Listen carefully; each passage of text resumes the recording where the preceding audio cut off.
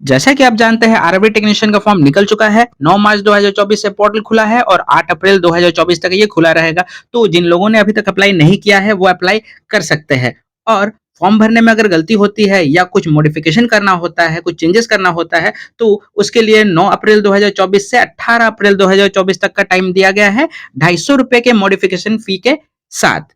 तो आज हम देखेंगे कि बीएससी, डिप्लोमा और बीटेक के स्टूडेंट्स के लिए इस नोटिफिकेशन में क्या है और कितने सीट्स हैं। पर उससे पहले नोटिफिकेशन के उस पार्ट को हम हाईलाइट करके दिखाते हैं जिसमें क्लियरली ये मेंशन किया गया है कि जहां आईटीआई या course completed at apprentice mention किया गया है, वहां बीटेक या डिप्लोमा के सर्टिफिकेट्स मान्य नहीं होंगे। यानी बीएससी, डिप्लोमा और बीटेक वाले स्टूडेंट्स के लिए इस नोटिफिकेशन में सिर्फ एक पोस्ट है, वो है टेक्नीशियन ग्रेड 1 सिग्नल का। पर कंडीशन ये होगा कि वे physics, electronics, computer science, information technology या इंस्ट्रूमेंटेशन या इन सब्जेक्ट्स के कॉम्बिनेशन वाले सब्जेक्ट से बीएससी, डिप्लोमा या बीटेक किया होना चाहिए।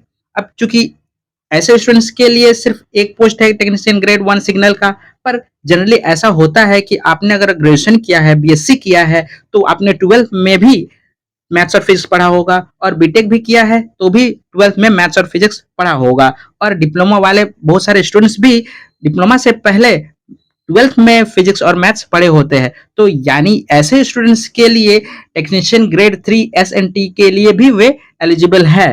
तो हम देखेंगे कि टेक्नीशियन ग्रेड 1 सिग्नल और टेक्नीशियन ग्रेड 3 एसएनटी का सेपरेटली कितने पोस्ट हैं।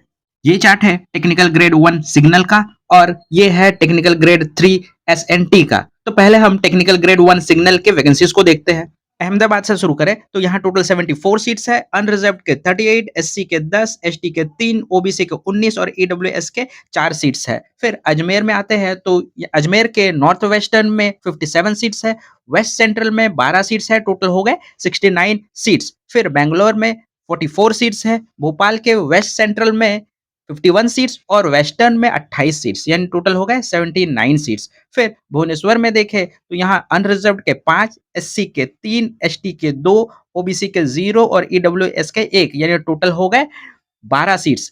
फिर बिलासपुर के सेंट्रल रीजन में 29, साउथ ईस्ट सेंट्रल में 66, यानी टोटल हो गए 95 सीट्स। चंडीगढ़ में 25 सीट्स, चेन्नई में 48 सीट्स, गोरखपुर के नॉर्थ ईस्ट रीजन में 59 सीट्स, जबकि यहाँ 12th वालों के लिए टेक्निकल ग्रेड 3 एसएनटी के लिए कोई सीट्स नहीं है। फिर गुवाहाटी में 16 सीट्स है, जम्मू और श्रीनगर में सिर्फ 35 सीट्स है, कोलकाता के ईस्टर्न रीजन में 54 सीट्स है, मेट्रो में अनरिजर्व्ड के 3, एससी के 0, एसटी के 0, ओबीसी के 1 और ईडब्ल्यूएस के 0, यानी टोटल 4 सीट्स है। फिर साउथ ईस्टर्न रेलवे कोलकाता के ही 16 सीट्स है, टोटल हो गए 74 सीट्स। फिर मालदा के ईस्टर्न रीजन में 17 सीट्स है, जबकि साउथ ईस्ट रेलवे में कोई सीट्स नहीं है। मुंबई की बात करें तो यहाँ सेंट्रल रीजन में 107 सीट है, यानी 107 सीट, साउथ सेंट्रल में अनरिजर्व्ड के 6, एससी के 1, एसटी के 0, ओबीसी के 2 और ईडब्ल्यूएस के 0, यानी टोटल हो गए 9 सीट्स। इसी के वेस्टर्न रीजन में 37 सीट्स है, यानी टोटल हो गए 153 सीट्स। मुजफ्फरपुर में देखें तो यहाँ सिर्फ 8 सीट है, पटना में सिर्फ 1 सीट है और वो भी ईडब्ल्यूएस का। पटना में टेक्निकल ग्रेड 3 एसएनटी के लिए यानी 12 वालों के लिए भी कोई सीट नहीं रखा गया है। फिर प्रयागराज में देखें तो यहाँ 87 सीट्स है नॉर्थ सेंट्रल रेलवे में और नॉर्दर्न में सिर्फ 45 सीट है, यानी टोटल हो गए 131 सीट। फिर रांची में देखें तो ईस्ट सेंट्रल के 10 सीट, साउथ ईस्टर्न के 19 सीट, यानी टोटल हो गए 29 सीट्स। सिकंदराबाद में 76 सीट्स है, सिलीगुड़ी के नॉर्थ फ्रंटियर में सिर्फ 18 सीट्स है और तिरुवनंतपुरम में 30 सीट्स है। अब हम टेक्निकल ग्रेड 3 एसएनटी के लिए देखते हैं। अहमदाबाद से शुरू करते हैं जिसमें टोटल 106 सीट्स है, अनरिजर्व्ड के 42, एससी के 17, एसटी के 10, ओबीसी के 25 और ईडब्ल्यूएस के 12 सीट्स है। अजमेर की बात करें तो यहाँ दो रीजन्स है, नॉर्थ वेस्टर्न में 42 सीट्स, वेस्ट सेंट्रल में 56 सीट्स, टोटल हो जाएंगे 98 सीट्स।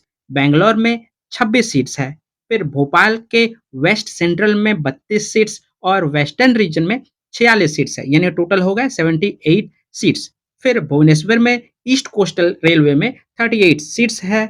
बिलासपुर में देखें तो यहाँ 174 सीट्स है, सेकंड हाईएस्ट सीट्स है इस नोटिफिकेशन का। फिर चंडीगढ़ की बात करें तो यहाँ सिर्फ 20 सीट्स है और चेन्नई के 71 सीट्स हैं। गोरखपुर में आते हैं तो यहाँ कोई सीट्स नहीं है, यानी 12th वालों के लिए यहाँ कोई वैकेंसी नहीं है, 0 वैकेंसी, तो इसमें अप्लाई नहीं करना है। फिर गुवाहाटी में 54 सीट्स हैं, जम्मू एंड श्रीनगर में 13 सीट्स है, कोलकाता में ईस्टर्न रीजन में 74 सीट्स है, मेट्रो में 41 और साउथ ईस्टर्न में 28 सीट्स हैं। टोटल 143 सीट्स हो जाते हैं। फिर मालदा में ईस्टर्न रीजन में 44 सीट्स हैं, साउथ ईस्टर्न में 15 सीट्स है, टोटल 59 सीट्स हो गए।